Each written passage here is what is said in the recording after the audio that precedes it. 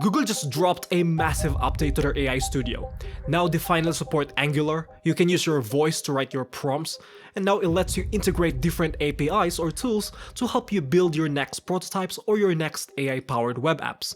Because now, you can already deploy your apps directly to Google Cloud. It's free, you don't need to set up API keys. So with that said, let me show you how it works. So let's go ahead and try this new AI coder. So go to aistudio.google.com, and in this page, look for the following build menu, and that should lead you to the following page.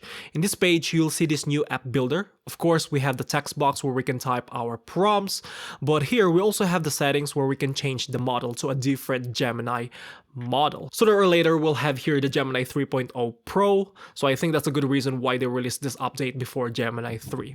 Now underneath of this, we still have the same instructions or system instructions where you can type the instructions that should be followed by the AI model. Here you can either write your own instructions or upload a file. For example, we can say, do not use purple gradient, which is something that you should always add. Moving on, you can change the web framework. You can now use Angular or React. Now on this side, you can use this voice input. This is for users who prefer to talk than to type. This is also where you can add images, text, or PDF files to add more context to your prompt. Now we also have this new I'm feeling lucky button to generate a random prompt, which is good if you're just looking for ideas and you don't know exactly what to build. For example here, build a virtual stylist app that solves the I don't know what to wear this problem. What to wear this? That doesn't sound right. Anyway, have you noticed this Nano Banana powered app? This is an add-on that you can add to your apps. You can see more of them here below. So you can add Nano Banana, use Gemini Voice API, use VO3 to animate the images, use Google search data, and so on. So let's say we select this create conversation voice apps that's going to be added to your prompt. But of course, you should only select them when it makes sense. I don't think you should use Nano Banana when you're not even dealing with images, right? So let's create something. I noticed that there's this video understanding feature or add-on, and I want to see if that could help me create an app that can help users improve their videos or something, which is something I need actually. So let's build an app that lets users enter a YouTube video URL or just upload a video. The app should help the user identify where the viewers could potentially leave the video because it's boring or, I don't know, not engaging or something like that. So let's just give this a go, and here we have the user interface where on the left so we have the code assistant obviously, and here we have the preview, but while the assistant is working, we can see here that it's also providing cards to give you ideas what to add next, like add video upload functionality, or what is that? I don't think that's a feature.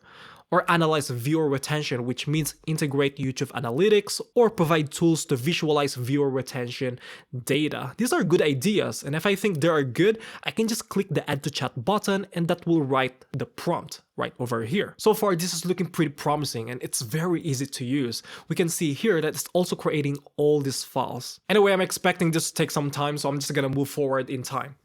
Actually, it didn't take much time. As you can see, it only ran for like 1 minute and 15 seconds. So it's almost as fast as Claude Haiku 4.5. But what about the result? Do you think it's good? Let's find out. Okay, so the first thing I noticed is it's not using the purple gradient. So that means it followed the system instruction. So that's a good start. Here we have Video Engagement Analyzer. Get AI-powered feedback on your videos. And here we can upload a video and a button to analyze the video. There is also a note here that says, YouTube URL feature is disabled. Please download your video from YouTube Studio. Okay, so that's interesting that it misinterpreted my prompt.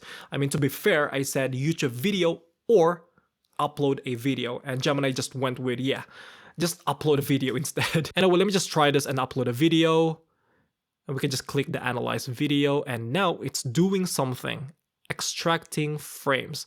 Okay, I'm assuming that it's dissecting the video frame by frame, but I could be wrong because that would take hours, especially if the video is like 10 minutes long or something like that. Okay, so let's just move forward in time. Okay, so here's the result. We got the preview, and yeah, that's pretty good. And here we have the engagement suggestions. We got timestamps of the issues. For example, in 1 minute and 17 seconds, we have the Annie B-roll. You know, it's funny that Gemini thinks that this part is boring because if I show you the audience retention, a lot of people actually view that part of the video. So what is the solution? Shorten this clip or intercut it more frequently with shots of the speaker to make the vertical format more interesting. I mean, that's a good suggestion. Let's take a look at the code, shall we? We have the main app.tsx file, and this code looks pretty okay to me. We're using states and hooks. This looks like a production quality React code. It's structured, modular, and readable. Probably just need some tweaks here and there, but this looks really good. Now let's move on to the next feature that Google added, and that is the annotation. You can use this to highlight parts of the app that needs fixing. For example, this analyze button. We can draw a circle here, and then click the add to chat button, and that will automatically upload a file, and then we can just describe here what Gemini should do with that annotated image.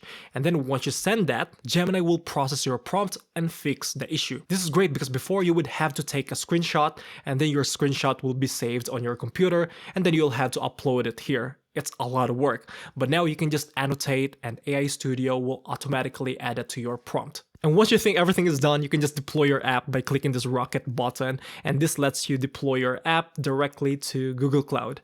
You're gonna need to set up your Google Cloud account to do this. Obviously, this part is not free because you would need to pay Google to host your app. So that is the new AI Studio Builder, a vibe coding tool that lets you build a prototype or an app that is powered by AI. Honestly, this is really good compared to the paid app builders like Bolt or Lovable. I mean, I might regret saying that because now Lovable lets you integrate Shopify, which is something that we're going to talk about in the next video. Anyway, if you guys enjoyed watching this video, please give this video a like and subscribe to Weekly How for more videos like this one. Thank you for watching. I will see you in the next one. Bye.